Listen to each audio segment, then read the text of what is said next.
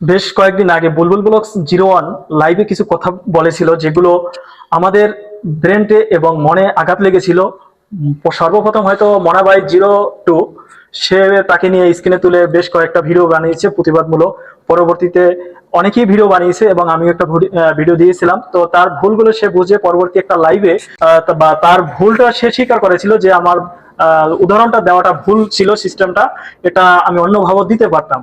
বেশ ভালো, যদি তার ভুল বুঝতে পারছে এটা আমার কাছে খুবই ভালো লেগেছিল।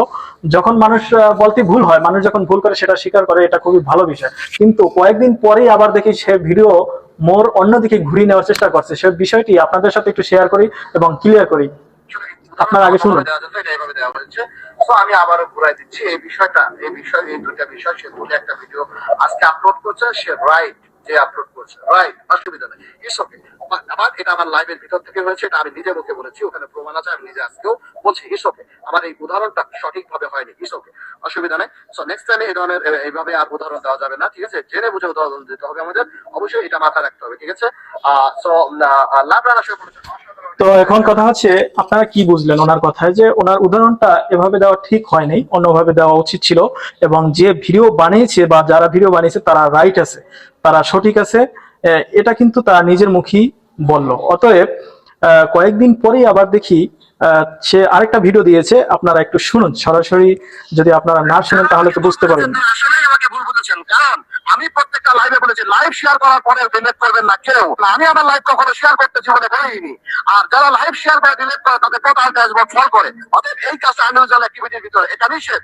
আর এর সাথে বলেছিলাম হারাম। অ্যাকচুয়ালি হারাম শব্দের অর্থই বাংলা হচ্ছে নিষেধ। এটা হয়তো আপনারা ভুল বুঝেছেন। আরেকটা উদাহরণ দিয়েছিলাম যে এইটা এক ধরনের নারীর চরিত্রহীনের সাথে আমরা বলেছিলাম যে চরিত্রহীন ব্যাপারটা নারীদেরকে ছোট করে না। আমি বলেছিলাম যারা সমাজে এরকম মানুষ আছে দেখবেন যাদের চরিত্র নিয়ে কথা বলা হয়, হ্যাঁ, কিন্তু তারা থেমে আছে, তারা আর উপরে উঠতে পারে না, নিচেও নামতে পারে না। আপনাদের ড্যাশবোর্ড গুলোর পরিস্থিতি এরকমই আছে। দেশের প্রত্যেকটা কন্টেন্ট ক্রিয়েটর আপনারা আপনাদের ড্যাশবোর্ডের দিকে তাকিয়ে দেখেন যে আপনাদের পারফরমেন্স কতটুকু সত্য। জাস্ট উদাহরণ দিয়েছিলাম কোনো মেয়েকে ছোট করার জন্য না, না কোনো পুরুষকে, না কোনো সমাজকে, না ইসলামকে ছোট করার জন্য নয়। ধন্যবাদ।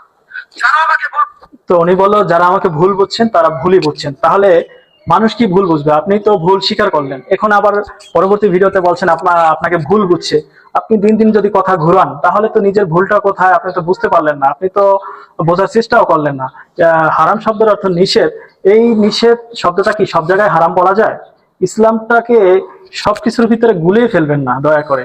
যেটা ভুল স্বীকার করেছিলেন সন্তুষ্ট ছিলাম, কিন্তু আবার যখন নিজে বড় হওয়ার জন্য কথা ঘুরিয়ে পেঁচিয়ে বলা শুরু করছেন, এটি আবার কিন্তু অন্যদিকে চলে যাচ্ছে। তো আপনি একজন জ্ঞানী গুণী মানুষ হয়, এ ধরনের উল্টো পাল্টা মানুষকে বুঝাবেন না, দিন দিন কথা ঘুরাবেন না।